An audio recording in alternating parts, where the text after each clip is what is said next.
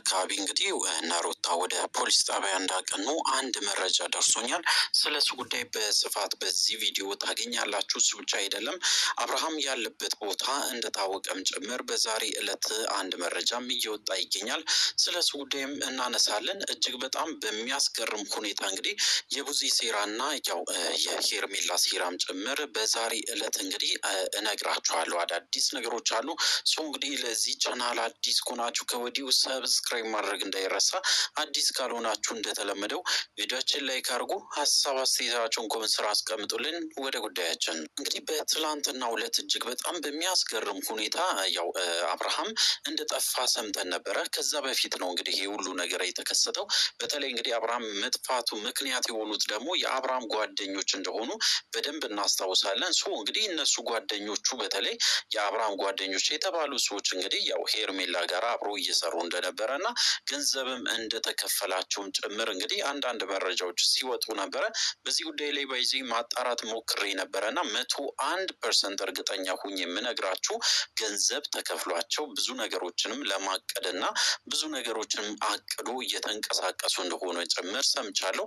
እንግዲህ አብርሃምን ማገት እንደ ማገት እንወስደዋለን። ምክንያቱ ደግሞ እንግዲህ አብርሃም ጠፋ የተባለበት ታይም ላይ ያለ ፍላጎቱ እንደጠፋ ጭምር ነው የሰማሁት።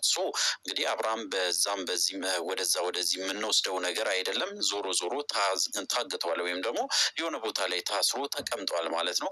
ይሄ ነገር ደግሞ ትክክል አይደለም። ሩታ እንግዲህ ያው አብርሃምን ወደ ራሷ ስትመልስ እንደምታስታውሱ ከሆነ ምንም ማገት ወይም ደግሞ አብርሃም ላይ ያደረሰችው ጫና የለም። ወይም ደግሞ አብርሃምን እጁንም እግሩንም አላሰረችም። አብርሃም በፍላጎቱ ቆሞ ሲናገር ነበር። ከቤተሰቦቹ ጋር በየቀኑ እየተገናኘ ነበረ። እንግዲህ ምንም ነገር አላረገችውም።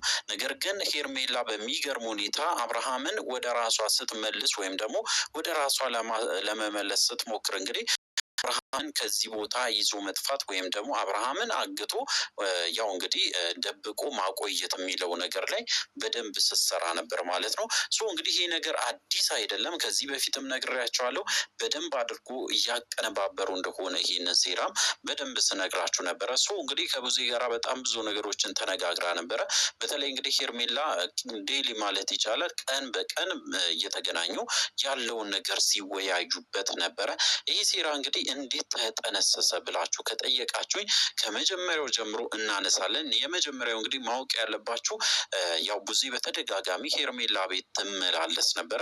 በዛን ሰዓት እንግዲህ አይዲያ የመጣላቸው አብርሃምን እንዴት አድርገን ከሩታ እንጥቃታለን፣ በዛ ጉዳይ ላይ በደንብ እንወያይ ብሎ እንግዲህ ብዙ ነገር ከተወያዩ በኋላ ከዳኒም ከሌሎቹም ጋራ ተስማምቶ እንግዲህ ይህንን ሴራ ይጀምራሉ ማለት ነው። ፋይናሊ ምንድን ነው የተከሰተው? አብርሃምን ወደሚፈልጉት ቦታ ይወስዱታል። ያም እንደምታውቁት ወደ ሄርሜላ ቤት እንዲሄድ ያደርጋሉ። ከዛ በኋላ ከሄርሜላ ቤት ደግሞ እንግዲህ ያው በሌሊት ወጥቶ አብርሃምን ወስዶ በተለይ ዴቭም ቡዜም ባሉበት ቦታ ተነጋግሮ አብርሃም መሆን ያለበት ቦታ ብሎ ያሰቡበት ቦታ እንግዲህ ወስዶ እዛ እንዳስቀመጡት ነው የሰማሁት። እንግዲህ ይሄ ነገር እርግጠኛ ሆኜ ለመናገር ትንሽ ከብዶኝ ነበር ትላንትና። ነገር ግን በስተመጨረሻ እርግጠኛ ሆኜ ነግሬያቸዋለሁ። ይሄ ነገር ይከሰታልም። በደንብ ተጠንቀቁ ሩታና ኤፍሬም ብዬ በግልጽ ስናገር ነበረ።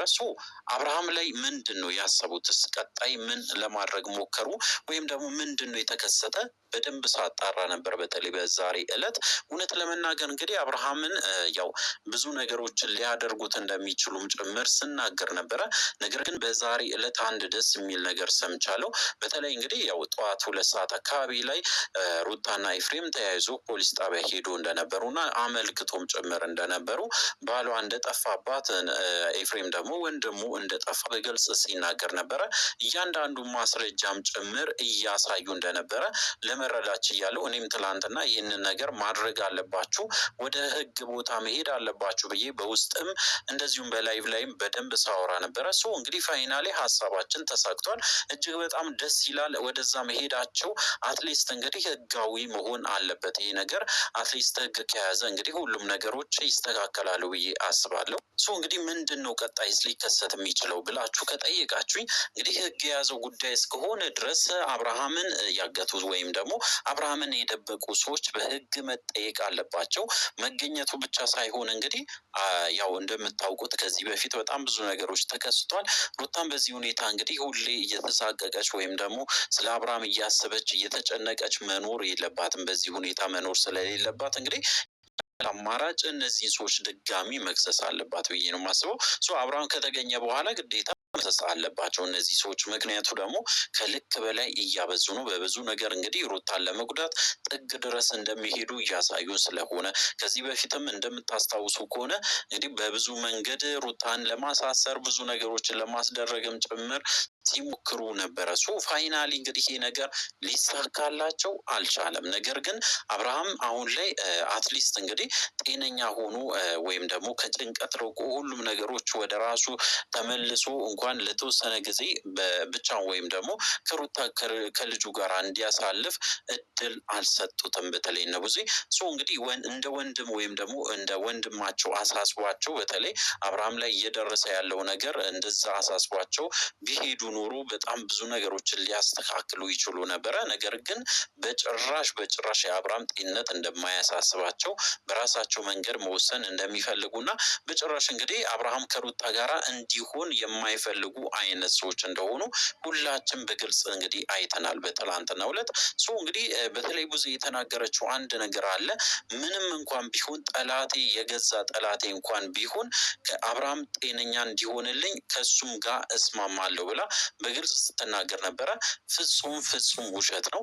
ነገር ግን እንዴት ነው የምትስማማ ብዙ ካላችሁ አብርሃም እና ሩታ አንድ ላይ እንዳይሆኑ የሚያደርግ ሰው ካለ ወይም ደግሞ ጠላቴ እንኳን ቢሆን ያ ሰውዬ ከሱ ጋር ተስማምቼ ይሰራለሁ እንደማለት እንደሆነ እንድትረዱ ፈልጋለሁ።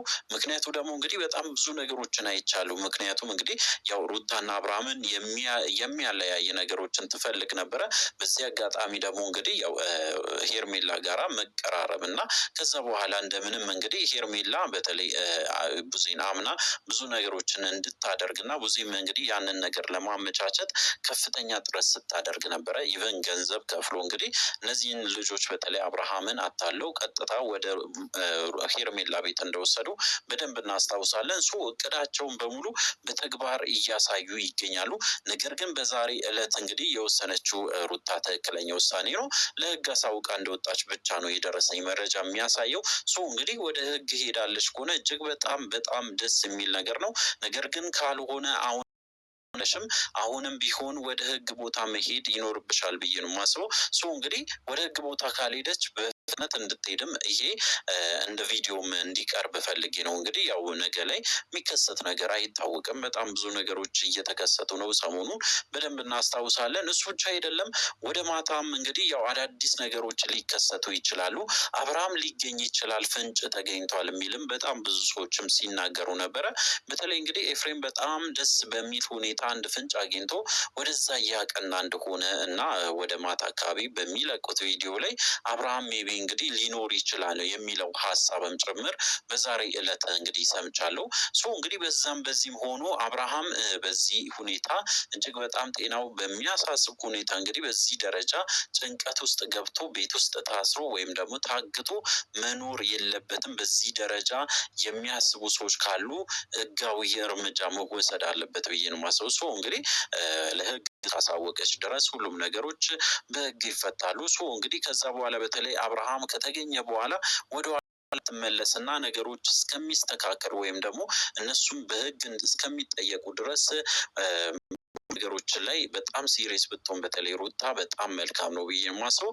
አዳዲስ ነገሮችም እየተሰሙ ነው፣ ደስ የሚሉ ያውም ልክ እንግዲህ በጣም የሚያስጨንቁም ጭምሮች አግኝቻለሁ በዛሬ ዕለት ማለት ነው። እጅግ በጣም ከባድ ጊዜ እያሳለፈ ነው አብርሃም ብዬ ነው የማስበው ከሁሉም በላይ። ምክንያቱም በጣም ብዙ ነገሮች ሲደራረቡበት ነበረ። ለማንኛውም እንግዲህ ያው ሁሉም ነገር ይስተካከላል። ፈጣሪ ግን ያው በተለይ አብርሃምን በደንብ እንዲጠብቀው ወይም ደግሞ እንግዲህ ቤተሰቦቹም ጭምር በዚህ ጉዳይ ላይ ለአብርሃም በጣም እንግዲህ መቆም እንዳለባቸው ነው ለዛሬ እንግዲህ እየተረዳሁት ማለት ነው።